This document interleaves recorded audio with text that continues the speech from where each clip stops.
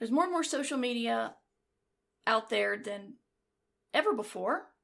Twitter's been around for 15 years, and a lot of people still don't know how to use it. So we're going to talk about that in I Should Be Writing Season 18, Episode 28.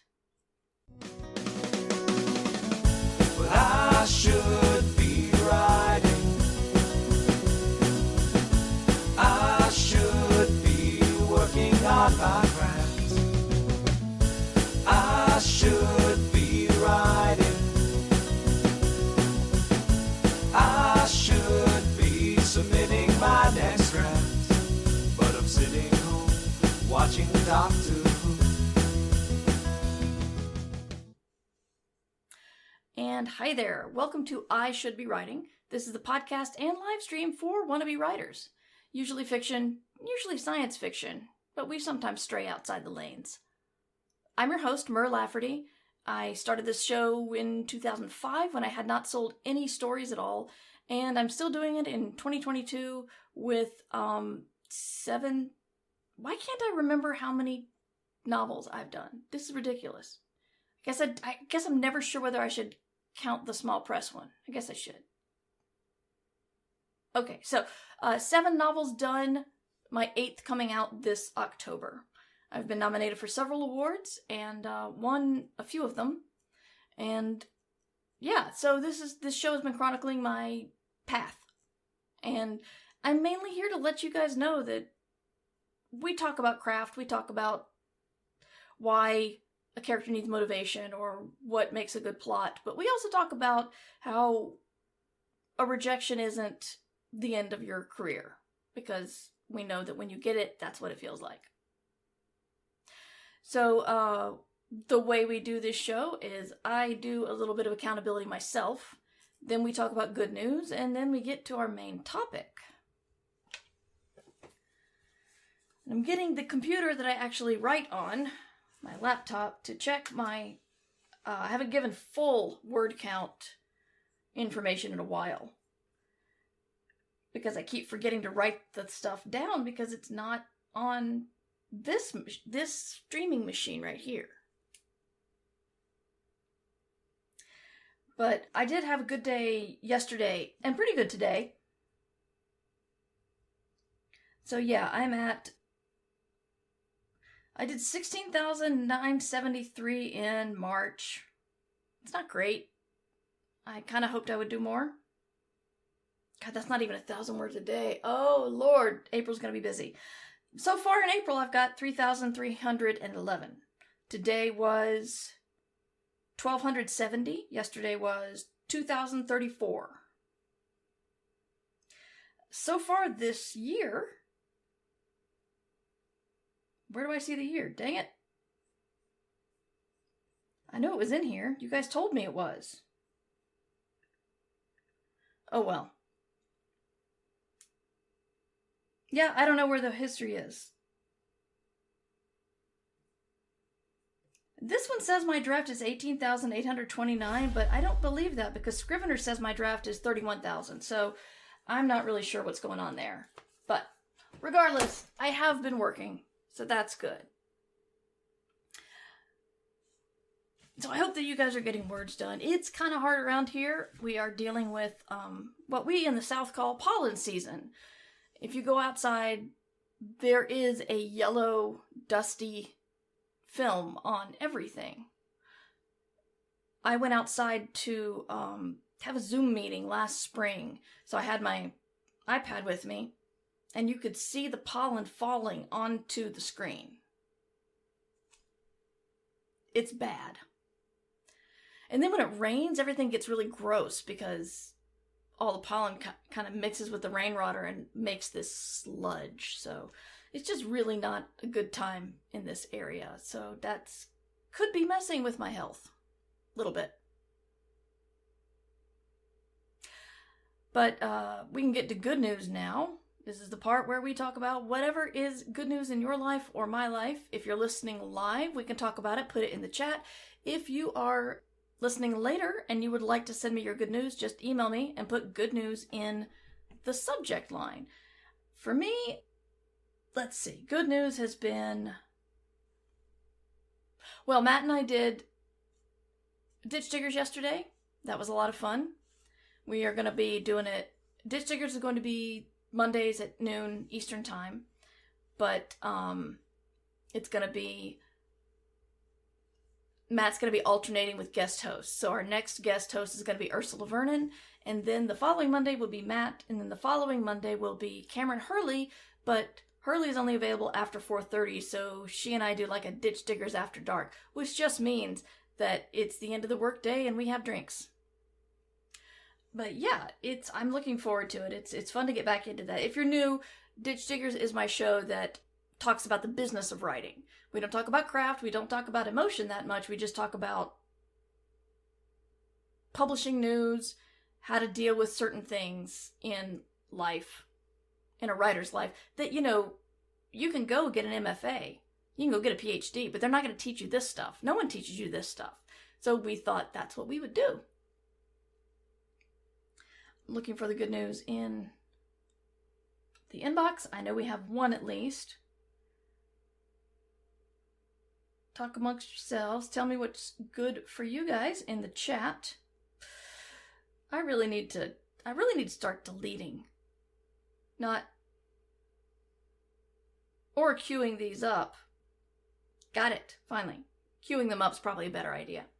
This is from Brian. I have new numbers to report. For the month of March, I received 23 new rejections to add to the pile. Thanks for keeping track and keeping up with morale. Here's to a whole bunch more in April. Dang, Brian. Major salute for you. Major yay button for you. Well done. That's awesome. And I'm going to check in with chat real quick. 3 rejections to report by Daniel. First 3, all in one day. Happy I can finally add to the counter. I will handle the yay button, and Numbers Ninja, you handle the dings. So, you can get those 3. I'll add the 23 later manually. Oh, HS Valley book earned out already. That's amazing. That's a good feeling. It's kind of funny to go on a little aside.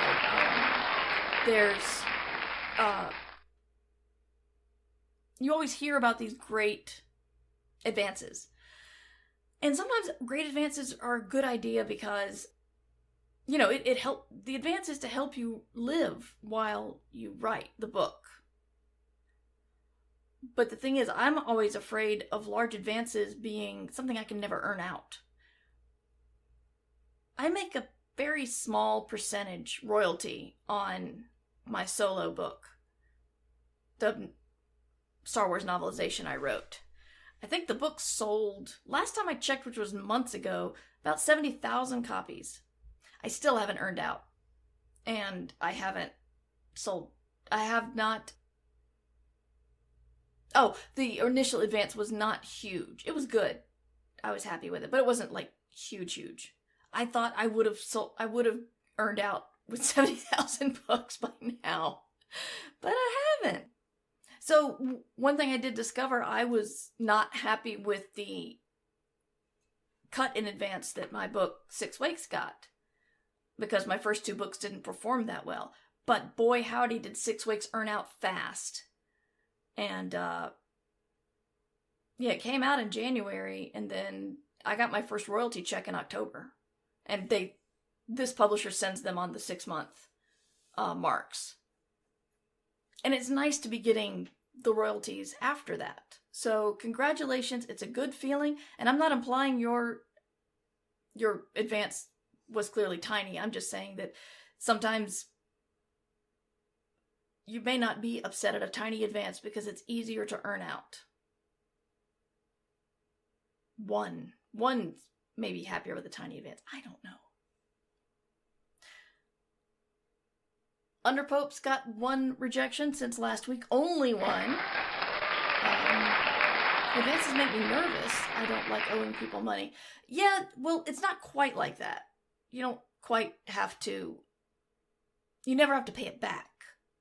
So that's the one good thing. But yeah, it is it is weird to hear that your book is selling but not see any money from it because you already got the money. Okay, my advance was 5,000 Australian dollars. It earned out in 5 months. That's great. Congratulations. And now you'll get royalties, which is a good feeling. So if anybody else has any good news, I'd love to hear it. Otherwise, I'll get moving and we can do it, talk about good news again on Thursday. Yesterday was announced that Elon Musk bought, 9.5% of Twitter? He's like on the board.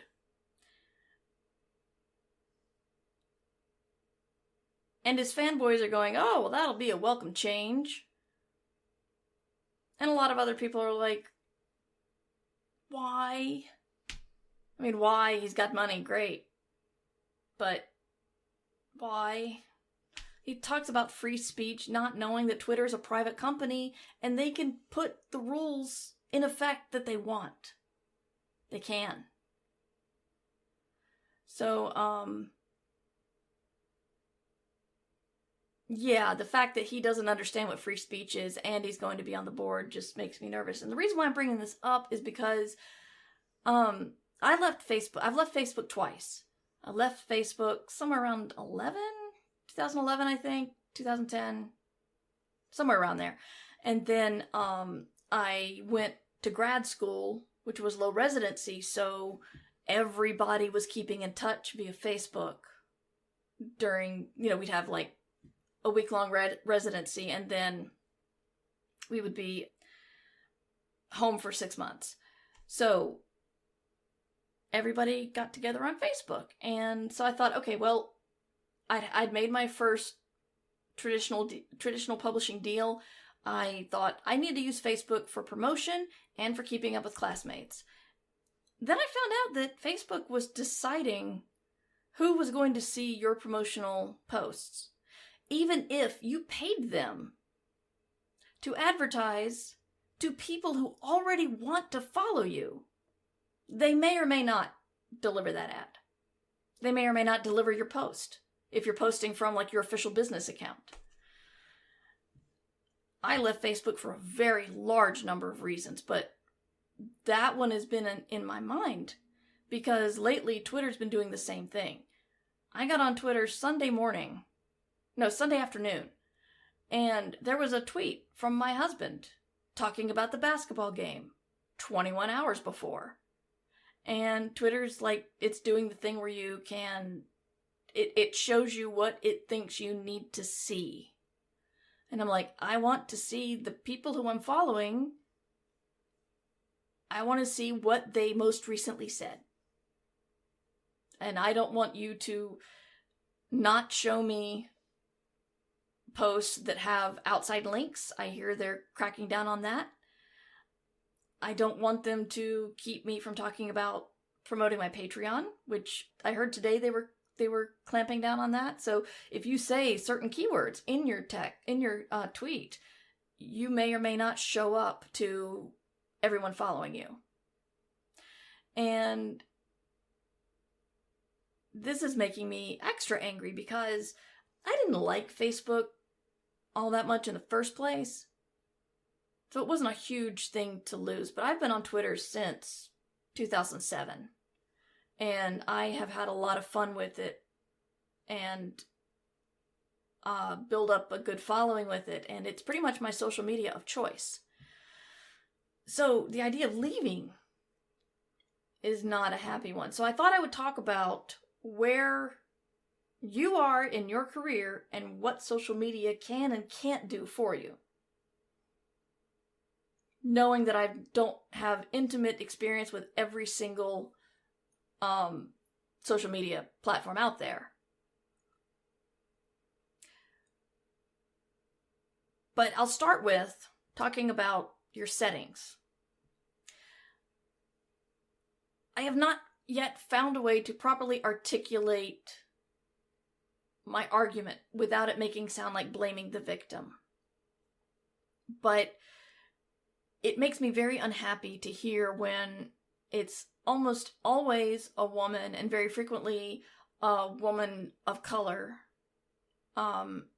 who becomes famous or social media famous or whatever, and then gets horrifically harassed on social media. And that is awful, and people are terrible. But also, there are tools to avoid that. And I think either they got bad advice or they don't know those tools are there.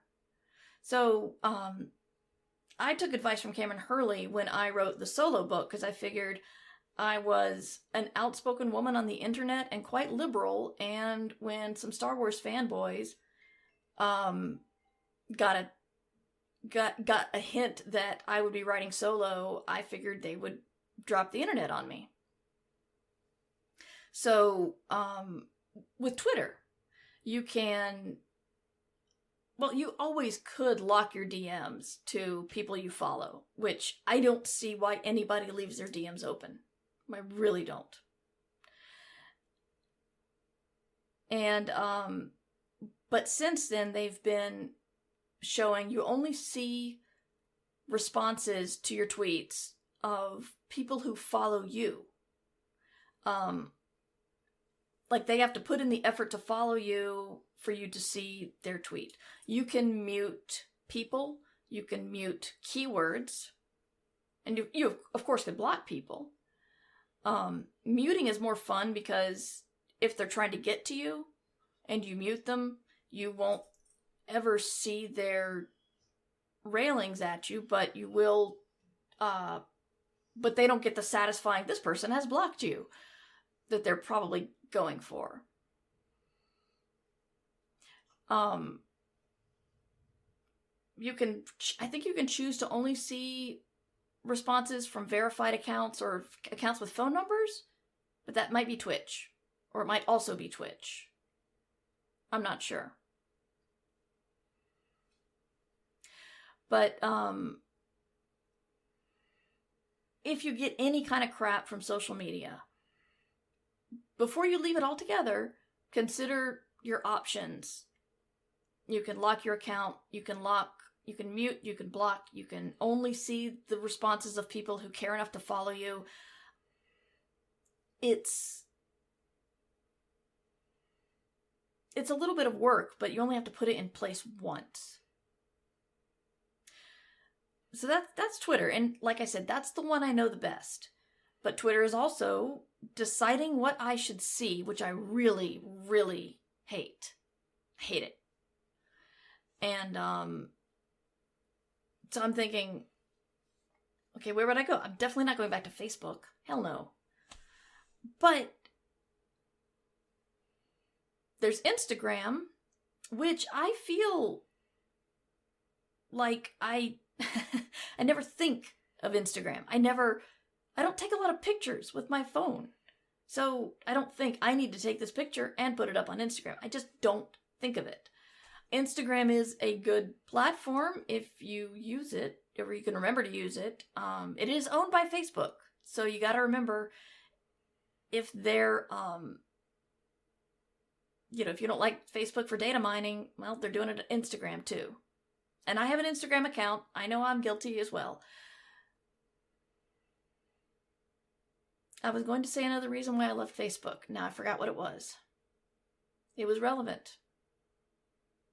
Oh, yes. It was talking about data mining that reminded me of this. Some people were saying that they couldn't... Let me back up.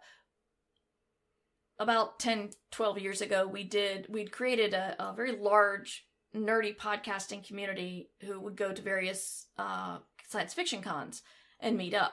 So we made a community of both creators and fans, and we were trying to... a lot of us were authors. I know what I'm saying, I really do. A lot of us were authors. And then I was getting reports from people who said they read my book, they liked my book, but they couldn't comment on my book. And Amazon. Because Amazon told them, you know this person in real life. You're just creating a fake review. And number one, well, they could like my book and know me in real life. And two, how the F do you know that? And it came out years later that Amazon and Facebook were trading data. And they weren't supposed to do that. And they're so big, no one cared. I don't even think they got fined for it. And I'm pretty sure what they did was illegal. But if you were friends with an author on Facebook, then you couldn't comment on their books on Amazon. So basically, I hate Facebook and think everyone should leave it. But that's just me. Now there's TikTok. And I have never felt so Gen X old as when I go on TikTok. Because I see people doing amazing stuff. I see people who are my age or older doing really funny stuff. I have trouble thinking about what I would do. Like when I think about creating content, it's often in the audio space because I've been a podcaster forever. So it's another one like Instagram. It's like I don't know what I would put on there. And I think I've said this before, but I'll say it again because we're on Twitch right now. It really, really makes me angry that people have been pulled off Twitch or had their streams muted because a spider found a sound that it thought was from a copyrighted piece of music. When you can go to TikTok and have people lip-syncing to music, you can have people lip-syncing to comedians' work, which feels very wrong, unless they're, like, I don't know, acting it out in a way that you wouldn't expect. But just, like, sitting there lip-syncing to a comedian's bit. I know comedians guard their stuff very closely, and I don't know how people on TikTok are getting away from this when I've heard of somebody being shut down on Twitch for having wind from a video game. The sound of wind that was from a sound effects CD that was copyrighted. The wind made them get their stream tagged with a DMCA. It's ridiculous. So I kind of resent TikTok for just letting you do pretty much anything. And over here at Twitch, it's like, they're always watching. And I don't even think if I ever got my stuff together and could play my theme song here, well, I have permission. I have the license. I paid the man who wrote the song. But he also has it on one of his albums. It's available for purchase. And so on YouTube, I got a ding that, I mean, not that I make any money, literally no money at all on YouTube, but I've been told that I can't because I use a copyrighted song in my stream. And I'm like, that's my song. That's the song. It's called I Should Be Writing. It's made for the podcast. It's called I Should Be Writing. I get a little tense.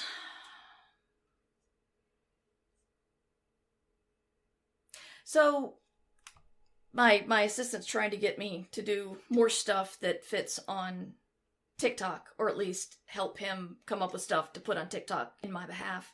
So I'm trying. I think it's funny when I go over there. It's just I can't think of anything to do myself. It's I think it's the forced, the length of time you have to make a good TikTok video is, I think, what slows me down. It's like you got to be short and pithy and funny. And that's not me, I don't think. Anyway, I talked about what to do at your point in your career. So the first thing to do, I would say, especially if you're not a straight white male, is decide which safety things you want to have in place and put those in place. And you may not want to shut it down as tightly as I do. That's fine. But know that those tools are there. And they're probably there on the other social media networks as well. But right now, it's just for your own peace of mind. And I'd say do that before you get any sort of following at all. because it's in place, and it's not going to be turned off unless Twitter gets really, really mean. We're going to reset everything. You're welcome. But still no edit button. One thing you need to think about is what kind of content you're putting online. And I am so glad I did not have the internet when I was in high school. And I admire people who have had restraint with a lot of the emotions you get when you're a teenager and not showing everything to the internet. Then, of course, you could be like the Leave Britney Alone guy who went viral. If you haven't seen it, you should. There's a lot of. I think part of it was acted, a little bit over the top. But think about, remember the fact that the internet remembers. No matter how much you scrub, your stuff might be cached somewhere, backed up somewhere. And then when you get to be an adult and want to get a job or want to sell a book, people are going to look for you online. And they're going to see if you had a racist rant in Reddit. They're going to see if you used gay slurs when you were making a blog post or in your podcast. It's the overall advice is be kind, but especially if you know. The reason why I'm saying this, it's not even about the employee thing, because a lot of employers don't really have a lot of the skills to search deeply for things. But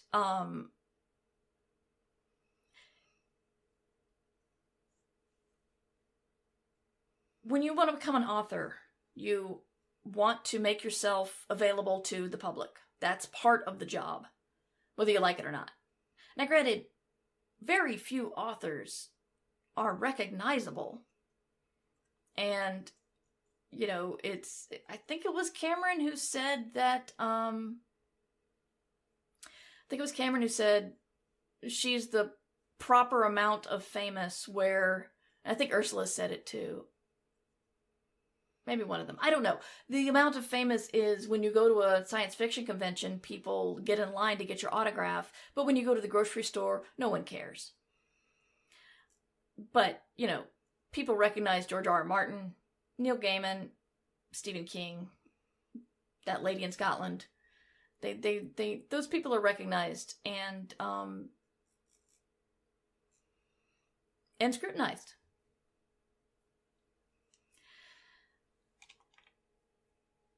So at this stage, you want to take care of what you post. And I'm not saying don't, talk about what you're passionate about, especially in these times of a lot of upheaval. But just remember, it's going to stay out there. Practically speaking, the next thing you want to do is follow your favorite authors and find out who their agents are and follow them. And find out who their editors are and follow them if you can. These people should all be in the acknowledgments of your favorite book. You need to do a little bit of homework to find them online. You could also go into your favorite authors' follows list and see if you can ascertain the proper people to follow there. But the best part about social media is, I wrote a letter to Madeleine L'Engle when I was a kid, and it took months. And she wrote back on a pamphlet that had clearly been for her to send to fans with a bunch of information about her books on it, and then she signed it and then she sent it to me. It was the best thing I'd ever had. But it's I think about the fact that you can also talk to your favorite person and it's unlikely they'll respond. But, you've got a good sense that they've seen it. Granted, if you've got 14 million followers, maybe not. But, again, those of us at the level of fame that, most authors get, you write something to your favorite author, they might respond. And here's where you want to be friendly, not read my book, not check out my book, I'm self-publishing it, not anything about being an author. If you talk to somebody about the things that they're passionate about, they'll want to hear from you. And I'm not even saying, like, people talk about networking like it's mercenary and evil. But networking is just finding people with similar passions that you have and entering an unspoken social agreement to perhaps help someone in the future. It sounds very Godfather-like now, but it's still, you connect with somebody at a con, it can help you down the line. I won't tell the whole story again. I know I'd probably tell it too much, but I met my first editor at a party at Worldcon, and I didn't know who she was, and she didn't know who I was. And we weren't even networking. We were just standing in line for a drink together, and we started talking. And then I found out that I had sent my book to her, to the editor who was under her. She was the senior editor. And so, so now she had me in her mind and knew that my book was already in submissions. And, I'd like to think that the book would have sold either way, but that part certainly didn't hurt. So, talk to people about the things they're passionate about. If you don't like dogs, don't try to chat up people about how great dogs are, because you'll look kind of weird.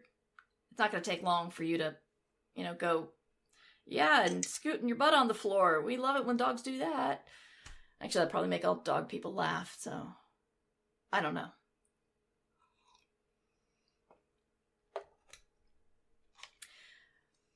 Later on, and this is what I'm discovering, you can use your social media as promotion. But you have to be sure. It's really hard. It's hard because, on one hand, you don't want to deluge people with only buy my book. But to properly do stuff on to properly promote yourself on social media, you should probably be doing it like in batches, because you don't want to have to do it at 4:00 every day. You just schedule that stuff. And on one hand, you worry that if that goes out more often than you tweet, and by you, I mean me, that people are going to get tired of it. On the other hand, who lives on Twitter all day? The only time I see people posting really repetitive stuff is when I go to their specific Twitter page and read. And that's when it really comes up that they're saying, at Neil Gaiman, check out my book. At N.K. Jemisin, check out my book. And it gets a little, that's where it stands out. But far fewer people see your message than you think. The artist John Picasso was telling me that he had a Kickstarter that he was really, really promoting hard.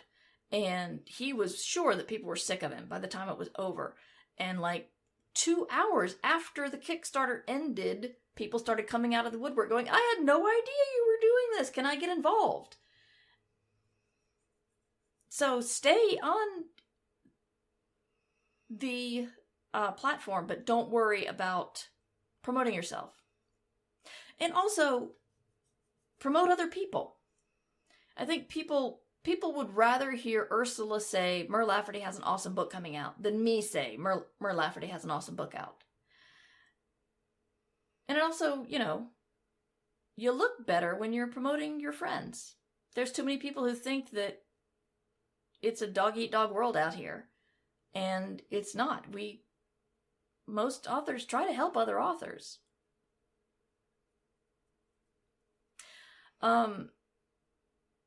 Later on in your career, try not to ally yourself and double down with a bigoted opinion. Actually, that's for all the parts of your career, but it looks a lot worse the bigger you are. Also, the bigger you are, the fewer people will care that you have this bigoted look at stuff.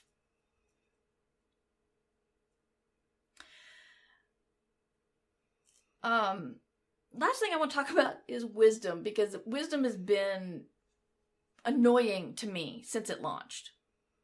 Wisdom is a new audio type.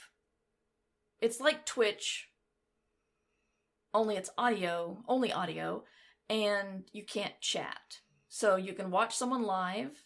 Oh, and you can queue up to be on their stream. So you could, instead of like asking a question in chat, you come on the audio and ask your question. And I thought it was a really cool idea. But I also felt like there's a lot of life coach and spiritual content. And please understand, I'm not putting that content down. I'm saying that's not what I do. And I've been wrestling with whether that means I need to go in there and create space for myself or just walk away. So I'm still trying to weigh that, because I think I would, if I did it, I would have to be, I would have to turn off the fact that people would want to come on and talk to me. Because the couple of experiences I've had, these people have not heard of me, of my books, of my podcast, and they want to talk about one little thing that has nothing to do with the whole thing I'm talking about, and it really throws me when that happens. And so if I knew that, say, the people in my Twitch chat were going to come listen to the wisdom thing and want to come on and talk, that'd be great. But I don't like opening myself up to strangers who don't know me. It's not even like a fan. It's just, hey, this person's talking on wisdom about this thing. So, I'm thinking about trying it again. Those of you who did try to look at it with me last fall, it is available for Android now. I believe that's like new as of this week, but you also know what happens when something comes out for the very first time for a new platform. Maybe give it a couple of weeks. I wasn't going to go into chat to say too much, but Gabe has a really good point and says, the bigger you are, the more people you can hurt. And that is very true. If you have any empathy for people, maybe think about what you post before you post it. And that goes for you at any point in your career. So yeah, my social media is still a great way to reach new audiences. I think that's another reason why I need to get into TikTok. Although I'm pretty sure that the people who really get into playing pranks on their grandparents are not really going to be into my books. That's just a guess. But, yeah, it's good for reaching new audience. It's good for networking. It's good for just talking. It's good for making connections in your chosen field. And there are more and more stupid things happening within social media, so you need to stay on top of it. But along with the stupid things, they're also sending out more tools we can use to keep ourselves safe. Also, I didn't talk about Twitch at all. It doesn't feel like a social media thing, but it kind of is. Since I've been streaming, I've met a lot of other streamers that, you know, they're very kind people, and I've learned a lot from them, and I realized I'm networking again. And here, it's like Twitch has not responded to the needs of its marginalized community very quickly or very well, but there are some things you can do in Twitch to keep yourself safe. You can go to emoji-only chat, you can limit people in your chat to only followers, or only followers who followed for 10 minutes or more, or only subscribers, or there are ways you can try to keep things safe. Twitch still needs to do better, but there are tools there. So if you're worried about something, use the tools. They're there. Just go into your settings and poke around. I can't walk you through every single one because I think I'm still supposed to go into Twitter and look for chronological stuff. But I'm going to go ahead and end the podcast for the feed right here. And we'll then turn to BarCon and keep talking with the people in the chat who've been very kind and patient with me. As I said, I've tried to back off from too much chatty talk for the feed audience. If you would like to join us, we're Tuesday, Thursday, 3 p.m. Eastern Time on twitch.tv/MightyMur, or you can support the Patreon and you'll hear everything from the beginning of the show to the end where we do a lot more talking. But you can find me and my books and my podcasts and my merch over at Murverse.com. And you can subscribe to the podcast wherever fine podcasts are found. My book, Station Eternity, is available for pre-order now. It's coming out in October. But pre-orders are great. They count toward the first week of sales. You can find me on social media, usually Mighty Mur. I think Mighty Mur 2 at Instagram. There was a mistake with the Hotmail account. I don't want to talk about it. I can't remember if I'm Mighty Mur at TikTok. I should probably remember that and maybe post some stuff over there. Anyway, I hope you guys have a great week or great couple of days. I'll see you on Thursday. And till then, you should be writing.